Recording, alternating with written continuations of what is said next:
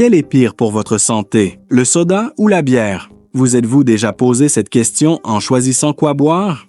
Découvrons laquelle de ces deux boissons est la plus préjudiciable pour vous. Préparez-vous à une analyse qui va changer votre façon de penser. Laissez votre opinion dans les commentaires et abonnez-vous, car ce que vous allez découvrir aujourd'hui pourrait vous surprendre. Les sodas et les bières, deux boissons qui font partie de la vie de nombreuses personnes, que ce soit lors de fêtes, de barbecues ou simplement pour se détendre après une longue journée. Cependant, ce que beaucoup ignorent, c'est l'impact significatif que ces boissons peuvent avoir sur la santé. Avant de plonger dans les comparaisons, comprenons pourquoi il est si important d'analyser ces deux options. Historiquement, tant le soda que la bière ont des racines profondes dans la culture de consommation mondiale, mais sommes-nous conscients des risques cachés? Préparez-vous à découvrir la vérité et à changer votre perception de ces boissons populaires.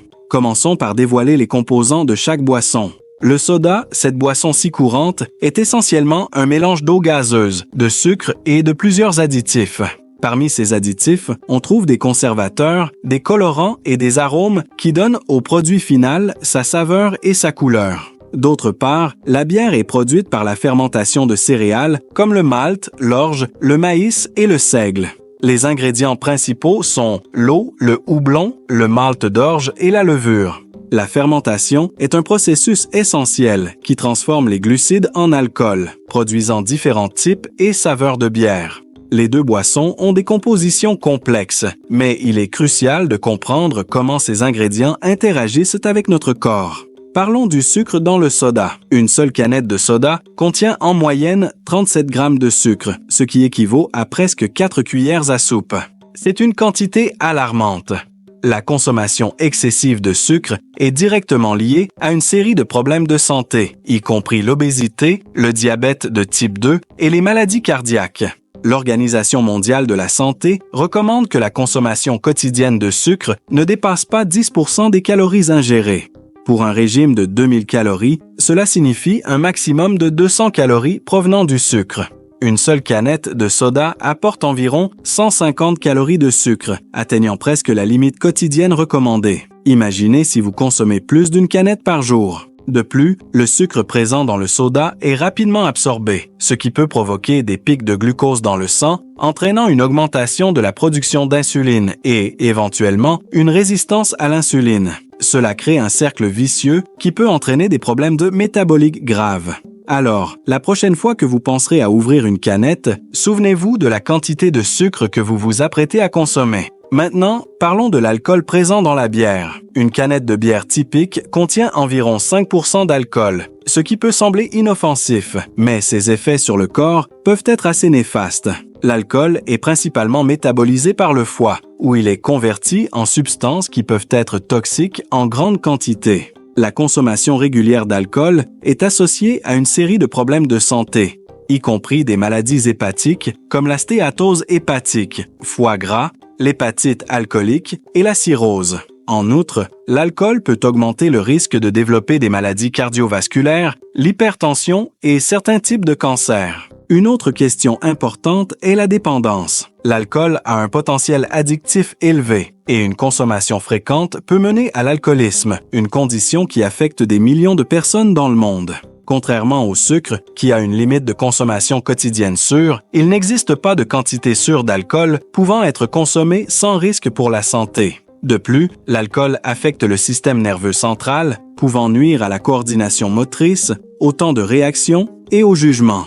Cela augmente le risque d'accidents et de comportements dangereux. Par conséquent, bien que la bière puisse sembler un choix plus sain, car elle est faite d'ingrédients naturels comme les céréales et le houblon, l'impact de l'alcool sur le corps est significatif et ne doit pas être sous-estimé. Les sodas ne sont pas seulement de l'eau sucrée. Ils contiennent une variété d'additifs et de conservateurs qui jouent des rôles spécifiques dans la conservation et la saveur. Ces additifs incluent des acidulants, des arômes, des conservateurs et des colorants. L'un des additifs les plus courants est l'acide phosphorique, qui donne au soda sa saveur caractéristique et aide à préserver sa longévité sur les étagères. Cependant, l'acide phosphorique peut interférer avec l'absorption du calcium, potentiellement affaiblissant les os avec le temps. Les arômes sont utilisés pour donner de la saveur au soda, imitant souvent les saveurs de fruits. Bien que certains puissent être naturels, beaucoup sont artificiels et créés en laboratoire, soulevant des préoccupations quant à leurs effets à long terme. Les conservateurs, comme le benzoate de sodium et le sorbate de potassium, sont utilisés pour prévenir la croissance de bactéries et de champignons, garantissant que le soda reste sûr à consommer. Cependant, certaines études suggèrent que ces conservateurs peuvent être irritants pour les personnes sensibles et potentiellement liés à des problèmes de santé lorsqu'ils sont consommés en grande quantité. Les colorants, comme le caramel 4, trouvé dans les sodas au cola, sont responsables de la couleur attrayante de ces boissons. Le caramel 4 est produit par la caramélisation du sucre, avec des composés chimiques comme l'ammoniac et les sulfites. Il y a des préoccupations quant au potentiel cancérigène de ces colorants, surtout en grande quantité. La combinaison de ces additifs fait du soda un aliment ultra transformé, avec plusieurs étapes de transformation et de nombreux ingrédients ajoutés qui ne se trouvent pas dans les aliments naturels. Ce niveau de transformation et la présence de multiples additifs soulèvent de sérieuses préoccupations quant à la santé à long terme des consommateurs réguliers de soda. Voyons maintenant comment la bière est produite, un processus fascinant qui combine science et tradition. La production de bière commence par la sélection des ingrédients principaux, l'eau, le malt d'orge, le houblon et la levure. Chacun de ces ingrédients joue un rôle crucial dans la création de la saveur et de la qualité de la bière. L'orge est germée puis séchée dans un processus appelé maltage. Cela convertit l'amidon des grains en sucre fermenté cible. Le malt d'orge est ensuite moulu pour faciliter l'extraction de ces sucres. Le malt moulu est mélangé avec de l'eau chaude dans un processus appelé brassage. La température contrôlée permet aux enzymes du malt de convertir l'amidon en sucre, créant un liquide sucré appelé moût. Le moût est bouilli et le houblon est ajouté. Le houblon est une plante qui ajoute de l'amertume, de l'arôme et agit comme conservateur naturel. La quantité et le type de houblon utilisé peuvent varier, influençant la saveur finale de la bière. Après l'ébullition, le moût est refroidi et transféré dans un réservoir de fermentation où il est ajouté à la levure. La levure est un micro-organisme qui consomme les sucres du moût et les transforme en alcool et en dioxyde de carbone.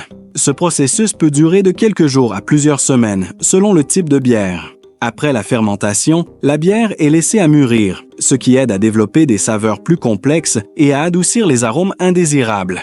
Cette étape peut durer de quelques semaines à plusieurs mois. Avant d'être mise en bouteille ou en canette, la bière est filtrée pour enlever tous sédiments. Dans certains cas, la carbonatation est ajustée en ajoutant du dioxyde de carbone supplémentaire. Enfin, la bière est conditionnée en bouteille, canette ou fût, prête à être distribuée et consommée. Chaque étape du processus de production de la bière est soigneusement contrôlée pour garantir la qualité et la consistance du produit final.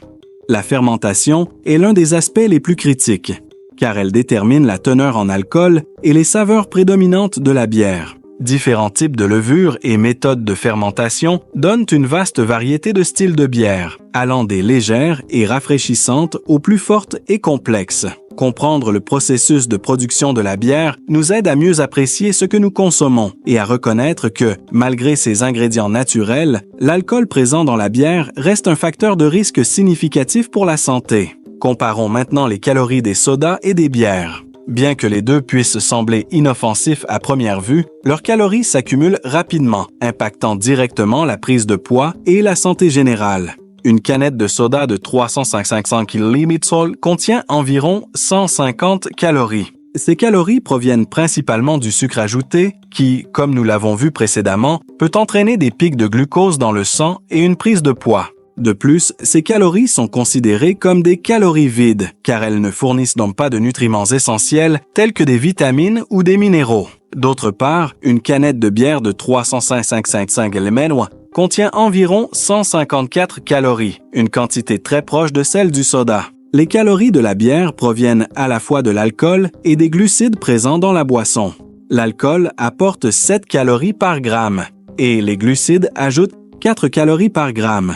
Bien que la bière puisse également contenir de petites quantités de vitamines et de minéraux dérivés des céréales, ces quantités sont généralement insignifiantes pour compenser les effets négatifs de l'alcool.